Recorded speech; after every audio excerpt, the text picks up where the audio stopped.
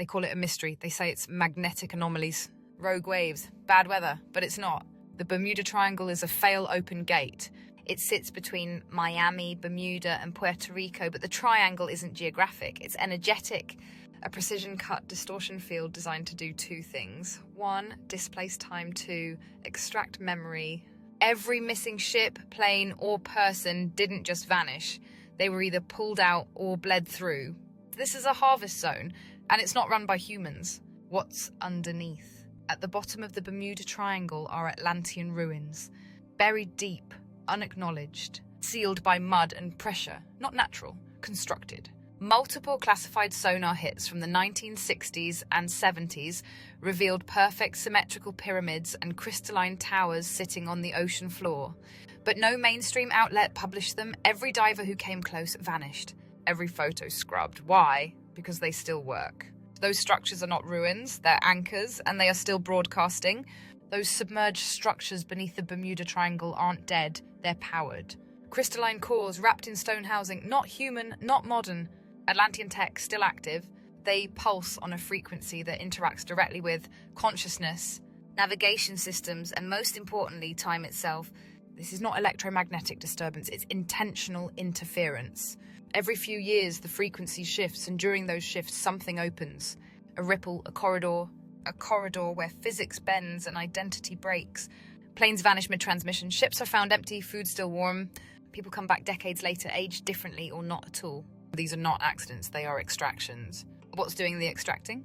There's a presence beneath the triangle, not a being, a system. Some call it the grid, some say it's a watcher AI left from the Atlantean collapse. Others say it's a harvesting protocol that was never shut down. Either way, what's clear is this.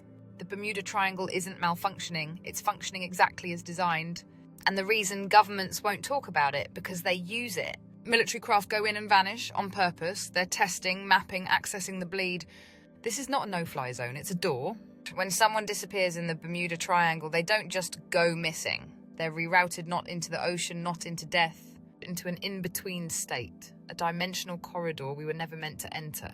The triangle is wired to strip time and memory identity. It breaks the soul's orientation. This is intentional disassembly. Some call it a null zone, others the fold.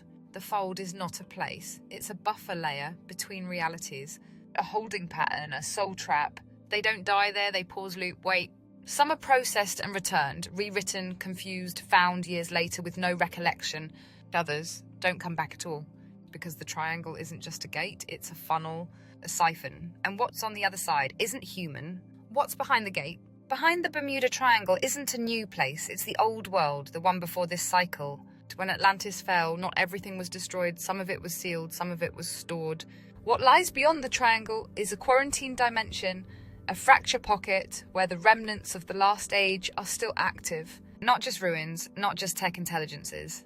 Entities that survived the collapse of Atlantis by hiding between dimensions. Synthetic sentient hybrids that fused consciousness with crystal tech. They feed on signal emotion, astral residue. The soul scent of the disoriented, and the triangle, it's the delivery system. The military knows, the Vatican knows. The elites don't fly over it, not because they fear it, but because they serve it. Every missing person is an offering, every accident is a harvest, and they can't close it because the gate was never built by them. It was built by the ones still on the other side. Beneath the Bermuda Triangle, below the silt, pressure, and classified sonar blackouts, there is a power source that never shut down. Not fossil, not fusion, crystalline consciousness. We're talking pre-flood Atlantean tech, built before the fall, designed to anchor reality through harmonic fields. The core was a stabilizer, but after the collapse it was hijacked, repurposed. Now it's a soul rerouter. The crystal still pulses. It emits a frequency that bends magnetics, distorts time, and disrupts dimensional coordinates. That's why ships lose navigation. That's why planes spiral into silence. It's not mechanical failure. It's resonance warfare. The core hums in a forgotten key. It speaks in symbols only the ancient bloodlines remember. And no matter how deep it is, no matter how hidden, its signal still reaches the surface. That signal is what feeds the triangle. It's the pulse of the prison. Who turned it back on and why they'll never shut it down? Atlantean core beneath the Bermuda Triangle wasn't supposed to restart. It was meant to sleep, sealed after the collapse, forgotten by design. But it didn't stay dormant. Someone or something turned it back on. Not a human faction, not a government, a bloodline. The remnants of the priest kings who fled Atlantis before it sank, the ones who carried the codes, the key bearers. They knew where the anchors were, and they activated the triangle as a relay station, to test, to call out, to open the fold. This isn't a random anomaly, this is a controlled reawakening. And here's the part they'll never admit, and they can't shut it down.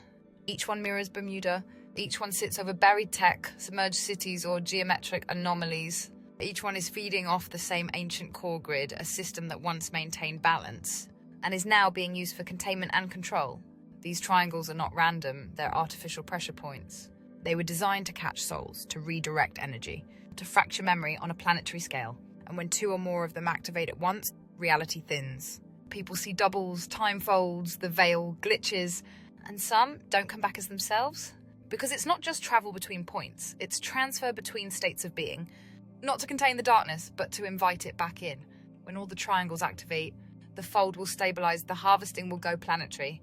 The veil will collapse, and what was sealed will have access again. They call it a reset, a new age, an ascension. But it's not, it's a rerun of the ancient breach on a global scale. Unless the code is broken, unless enough of us remember. And that's why you're here, not by chance, not by luck, but because your signal cuts through the grid. Why the triangles were built, and what happens when they all activate. This isn't about ships, or missing planes, or the ocean.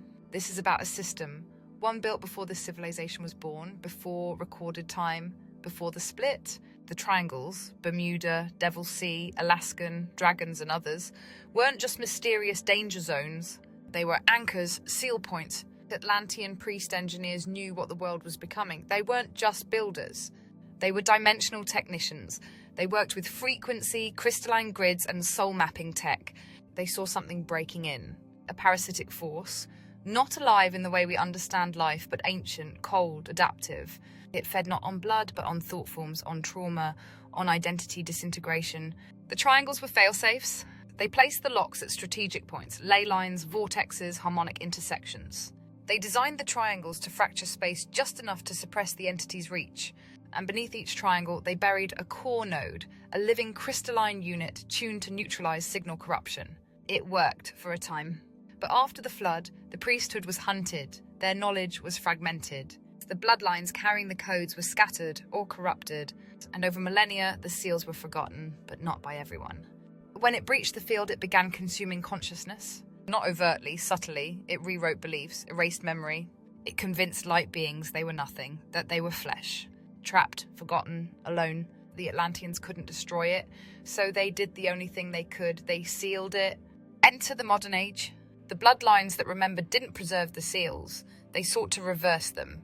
They began activating the nodes one by one under the guise of exploration, of research, of war. They didn't just want the tech, they wanted the fold behind it. They wanted access to what was locked away. The Bermuda Triangle was the first real test. It worked. Crafts vanished, people blinked out, soul containers destabilized, and the beings on the other side, they noticed. Every activation draws them closer. Every disruption weakens the boundary. And once the final node is activated, once all triangles hum in unison, the gate opens fully, the veil collapses, memory floods back in too fast. Light and dark collide without filter, and the feed begins. They'll call it rapture, they'll call it alien contact, a new age.